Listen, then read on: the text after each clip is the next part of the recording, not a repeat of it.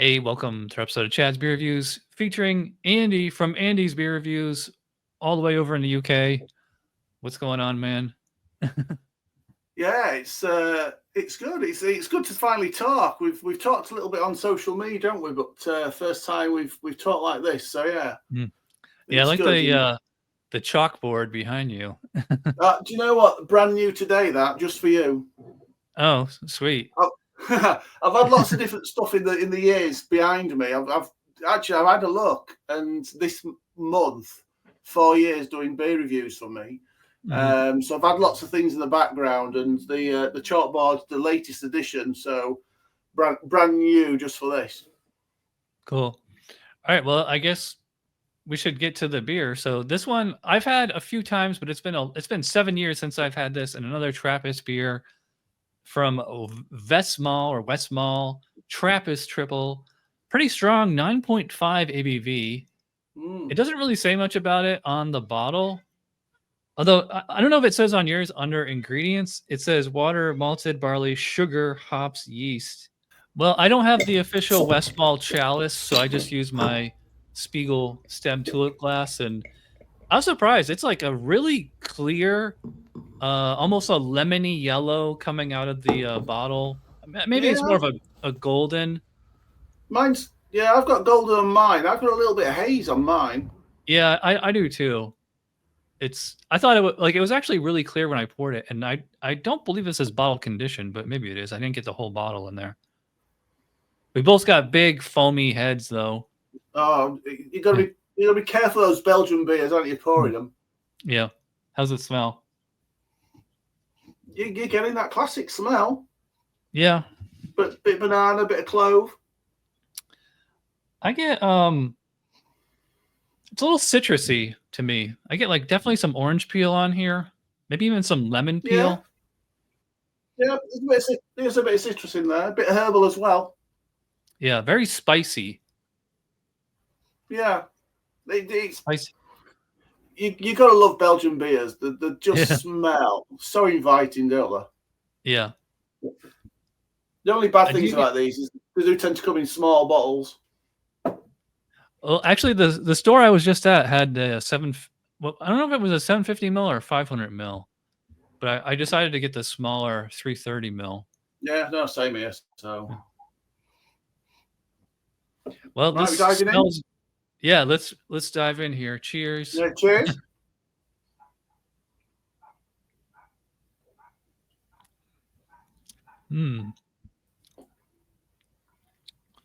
This is it's a lot richer than I remember. And by rich, I don't mean sweet. I just mean like a kind of depth of flavor, like robustness. Yeah, it's classic though, isn't it, for the style? I get kind of like what I said on the nose. Like I said, kind of citrusy. It's definitely citrusy on the. There's a definite zing in there, and the definite zestiness coming through on that. Yeah, it's very I guess I would say clovey or peppercorn. I'm getting more pepper than I got clove on the aroma. On the flavour, I am getting a good pepper spiciness coming through. Do you get? I get like a slight kind of vanilla character. Like it's funny because I was just editing a video this morning where I said whenever you taste fruit, especially in beer or whatever, but like whenever you taste fruit, your brain just associates fruit with sweetness. And like to me, this one has like I said, kind of orange lemony kind of thing. And to me, I'm getting this fruity flavor, but like I'm perceiving it as sweet, but it's really not sweet because like this beer finishes like almost like bone dry. Right, it's really dry, isn't it? Yeah, very dry finish. Very very carbonated. That yeastiness. Yeah, it's a fine carbonation though, isn't it? It's a very fine carbonation. That it fills the mouth really nicely with those flavors. This It's funny. I just had Tripel Westmalle a few weeks ago, and I think that's my all-time favorite triple. Although that one's like much more fruity, and this one's like much more spicy and dry. I quite like this style. I like it when it's dry. I do like this style. I always find that when I add the yeast sediment, it makes it a little bit more bitter. I think go ahead. Yeah, I was gonna say every time I do reviews and the sediment in the glass, I always just say it's just flavor. There's just flavor in there. That's all it is. I think people get worried when they start to pour sediment. I think, I don't know, probably going back years, people remember wine, the old wine, and you had to pour it gently and not allow any sediment to go into your glass.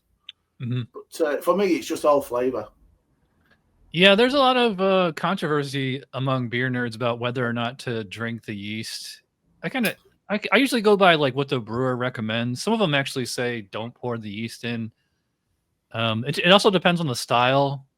You know, it's like this particular style. It's not that it's bitter. It's just that it's like not sweet. Like, you know, we said it's dry. Like that 9.5 is coming in at the end there and just kind of cleaning everything out, just washing everything away.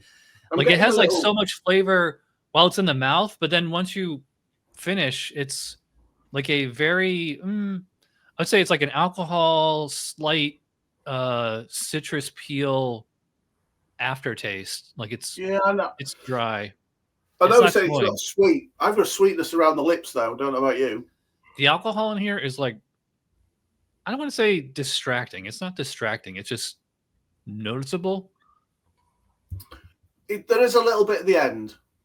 Definitely a little bit at the end. And I wouldn't call it warm. There's not a warming alcohol in there, I don't think. It's funny. Last night I had a 15% Imperial Stout. And like that was, oddly enough, that one was like super smooth. Like I got like only like a faint bit of warmth on it. And this one is 9.5. Yeah, I think after this, I've got a, what's this one? 10.5% Imperial Stout. So, oh, cool. Oh, I'm looking forward to that one a little bit later. How would you describe the body and mouthfeel on this? It's got a medium. There's a creaminess to it. I'm getting a really nice creaminess to this one. Mouthfeel, medium mouthfeel. I think what I like about it is I think a lot of the triples you can sometimes be a little bit overpowering in the mouth, a little bit cloying, a little bit claggy in the mouth. This one doesn't seem to have that. It's just really smooth. It's an easy drinking beer, this one. And at 9.5%, that's a dangerous statement, I know, but it is really easy drinking, this one. It's funny. Have you ever read the BJCP guidelines for a triple? Like they make a point of saying like these beers are like dangerously drinkable. And like they should, like the alcohol should be like really smooth. I mean, I agree. The alcohol it's pretty smooth on this one, but this one is like so carbonated, like so effervescent. This is like drinking like I think mine's died down quite a lot. I would probably put it like a medium full body, but I would say high or maybe even very high carbonation. It's hard to drink this in like more than a sip. Like this is not something you can just glug down, you know, like a 4% lager, you know. So you've not seen any of my normal high ABV beer reviews. My beer reviews are normally over within a couple of minutes. I can down most beers relatively quickly. Yeah. But it's nice. It's nice to be able to take the chance, the time sometimes over a beer like this. It is a good quality beer. How would you compare this to other triples? Because I mean, obviously, this is definitely one of the world-class examples of the style. Absolutely. I mean, I'd have to do one of these. I keep saying this, like one of these days, I want to do like have this Chimay White, Tripel Westmalle, do like a blind tasting, see which one I really like the best. I just had Tripel Westmalle, like I said, like a month or so ago, not even. Yeah. And I absolutely love that beer. This one is really good. Like my only criticism is that it might be a little too dry and it might be a little too effervescent. But on a scale of 1 to 10, this is at least a 9. I could maybe go 9.5. You know, It's not quite perfect. Yeah, I'm scoring this a 9. Definitely scoring Okay. a 9. All right, so we're in Definitely. agreement then. Yeah, it is a good quality, but like I said, I think these guys invented the style. I'm sure they invented the style. So really pleased to get to try it at last, because it's been I've never tried any of these. I did manage to pick up the double as well. So I've got another triple to try of theirs, and I've got the double as well. Cool. So I've been to see what it's like compared to what doubles like compared to this one. Yeah. Well, we're going pretty long, at least by my standards, but that's okay, because we're gonna continue this on a podcast. So I'm sure there's a link up there, down there somewhere for everybody watching at home who wants to see the podcast, or just if you subscribe on audio podcasts, Chad's Beer Reviews is on every audio podcatcher. So thank you, Andy, for doing this review with me, and I will see you in the You're podcast. welcome. Yep. Cheers again. Cheers.